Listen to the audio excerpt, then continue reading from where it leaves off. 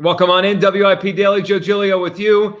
Appreciate everyone listening, subscribing, following, of course, watching the podcast. Our YouTube page, 94 WIP. Tucker Bagley, who is at Citizens Bank Park, will join me coming up in a few minutes to talk about the atmosphere and the fact that Phillies have punched their ticket to the National League Championship Series for the second consecutive year. And they did it in incredible fashion. Look, last night was stressful. It was close. It was a game of only home runs, scoring all the runs.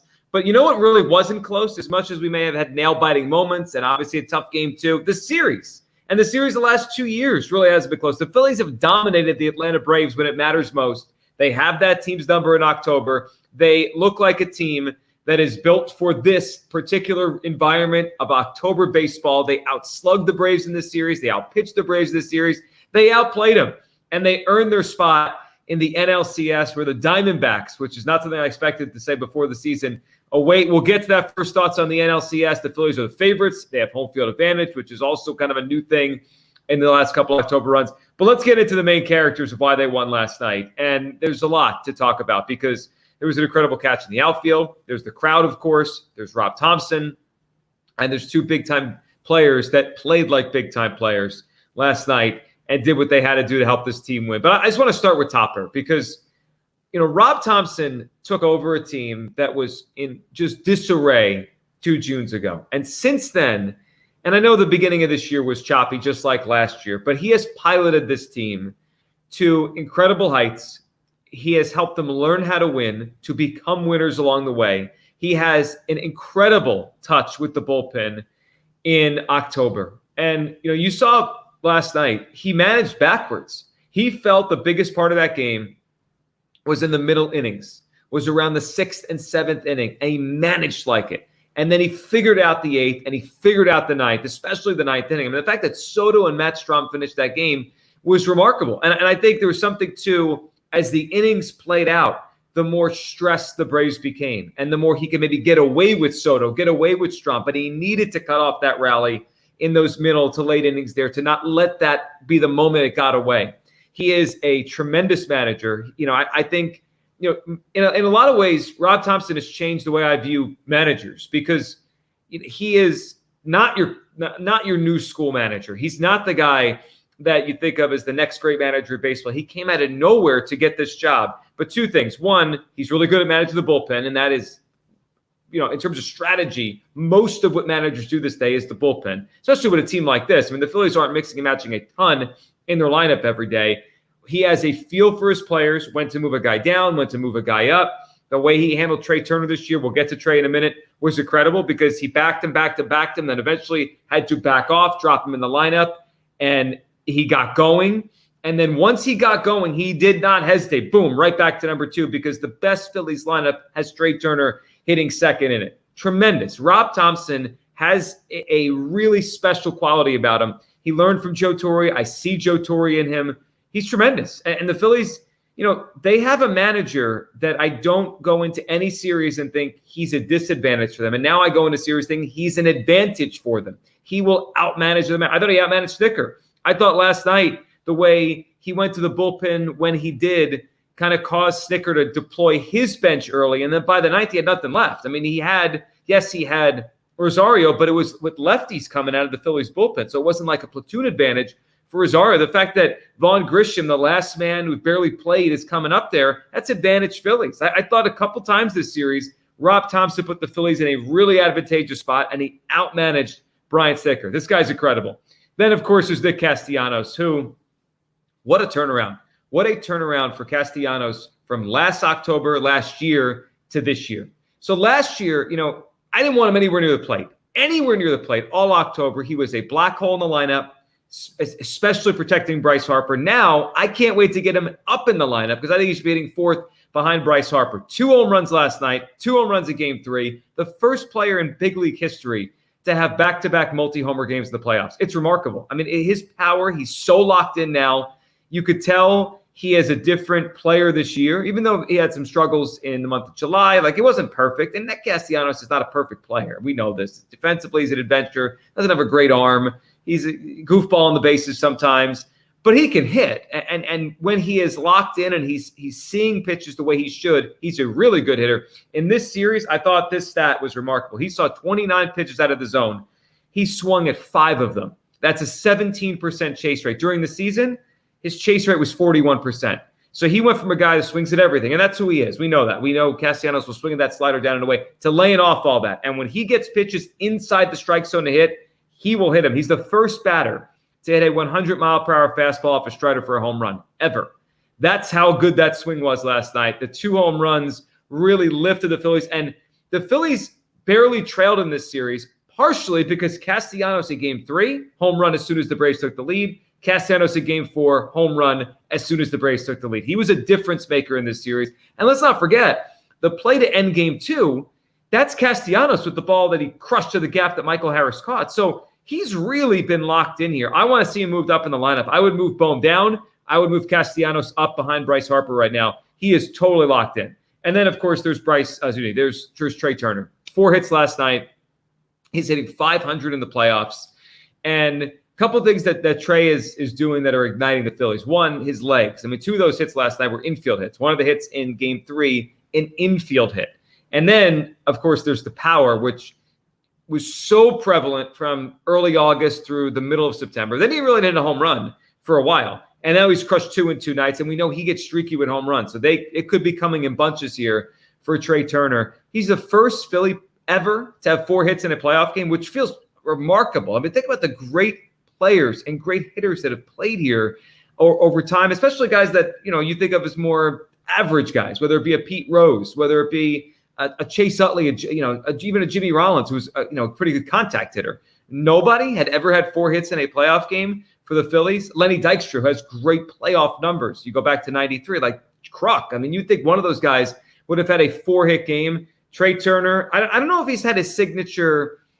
I guess the play in the field in Game 1 is a signature moment, but I don't think he's had his signature hit yet. That's still probably to come in the playoffs, but he certainly had big moments. And if you're hitting 500, man, you're doing a lot to help your team win. So big night for Trey. The defense is still not great, but if he's hitting 500, I'll deal with what's going on at shortstop.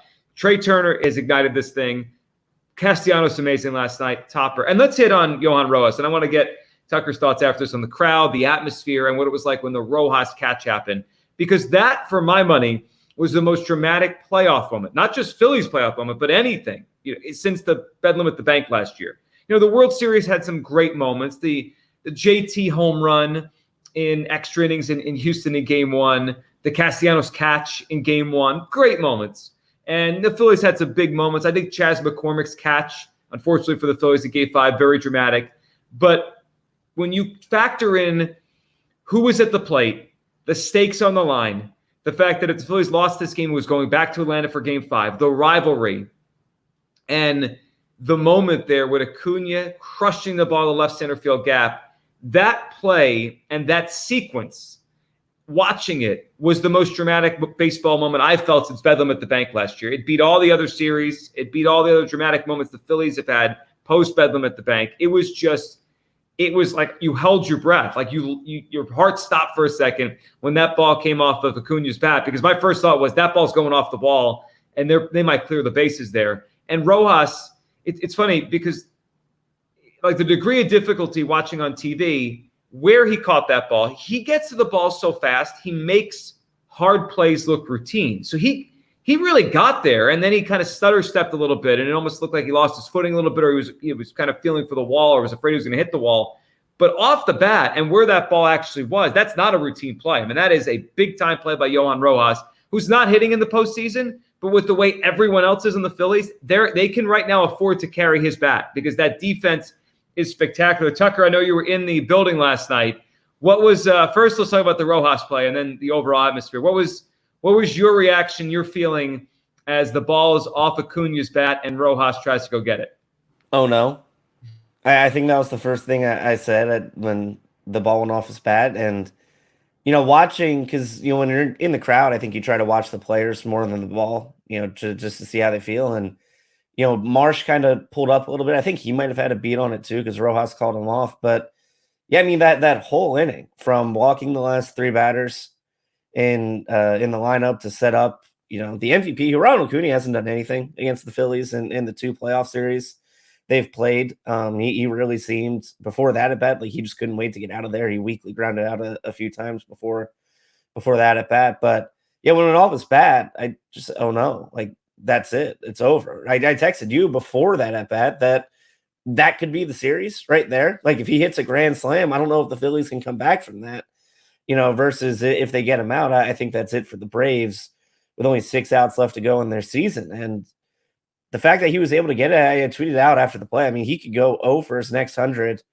I'm keeping him in center field. I mean, he's not out there for his bat. He's out there for his glove. And any ball that Johan Rojas doesn't catch is strictly uncatchable. Like that's where I'm at with the kid. I think he covers the most ground of any center fielder we've seen since Shane Victorino. And, the rest of the game, I think a really underrated play in last night's game is the double play that Marcell Ozuna hit in the 4th inning.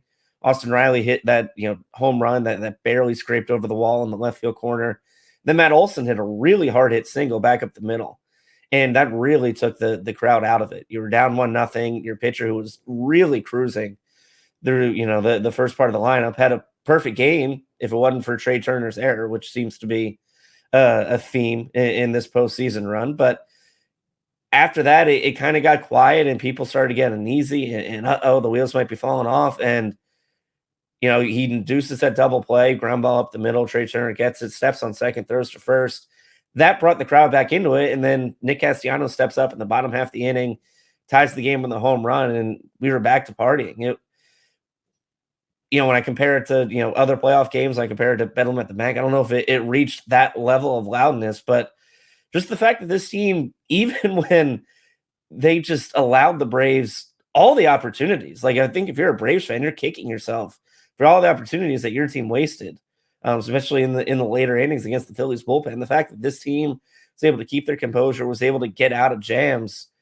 I mean, it's a huge credit to them, and it's something that I don't think we see from a lot of teams in the city that often. The fact that they're able to just keep moving forward and, make the uncomfortable feel so comfortable. And Nick Castellanos, I mean, what he's done the last 2 games, I feel bad for everything I said about him last year when we talked about him being a bum, how much he sucks, how, if you could undo one contract in Philly sports, would it be Castellanos or Taijuan Walker? And what he's done the last 2 days, I mean, I don't know if there's anyone, save for maybe Bryce Harper, that's more popular in Philadelphia right now than Nick Castellanos and his son. It's a good point. And you want him at the plate now. Like last year, I wanted him nowhere near the plate in a big spot. Now I want Castellanos up there. That's how good he's been for the Phillies this October. And then one guy I didn't mention, but deserves mentioning, and he always seems to get forgotten, and he shouldn't, is Ranger Suarez. The guy's money. The guy's a 1.18 ERA in his career in the postseason now in the last 2 years. He just gets outs. All he does is get outs. We don't know what role he's going to have. We don't know how long he's going to pitch, but when he's on the mound, he gets outs. Big time stuff from Ranger Suarez. And as we look ahead here, the Diamondbacks are now coming in. Monday's game 1. The Phillies have home field advantage. The Phillies are the favorite. The Phillies are the second favorite to win the whole thing now behind the Houston Astros. It's pretty close, though, between the Phillies and the Astros as far as who is the favorite to win the World Series at this point. But this is going to be a different kind of feeling because this is the first time the Phillies have home field and are the favorite in a series the last 2 years. They haven't, I guess, the Marlins, but that's obvious. But like as we move through the postseason, this is the first time they're expected to win. Last year, I thought they'd beat San Diego, but that was looked, I think, nationally as a toss-up series. Like they're both kind of similar out of nowhere teams, both with a lot of talent, but weren't great during the regular season. And this year, they're the favorite. They're the clear favorite over Arizona. They have home field advantage. I'm very curious to see how they handle that. I think they're in such a groove right now that I don't think it matters to them who they're facing, who was supposed to win. I think they're just going to play their game. I feel like we're watching a team that's going to win the World Series. Look, it's all set up for them. It is all set up. There's no juggernaut. The Astros are obviously a great franchise and a great team, but they're not as good as they were last year. The Rangers have not done this as a group. The Diamondbacks have not done this as a group. The Phillies have an incredible opportunity in front of them to have a parade here in 3 weeks, and my gut tells me they're going to. They have everything clicking in the right direction at the right time, and by winning Game 4 and not having to play Game 5 in Atlanta, they set their pitching up. Wheeler, Nola, Ranger, We'll see what they do in game 4. But then back to Wheeler, back to Nola, Ranger if there is a game 7, the home field advantage, Bryce hitting like this. And they've done this without Schwarber even heating up yet. You know the home runs are coming from Kyle Schwarber at some point here in October. The Phillies, what a time it is to be a fan of this team. They're heading back to the NLCS, and I expect it to win. I appreciate everyone listening, subscribing, following WIP Daily. We'll talk next week with the NLCS and obviously a big Eagles game to talk about as well on the show next week. Thanks so much for listening right here on WIP Daily.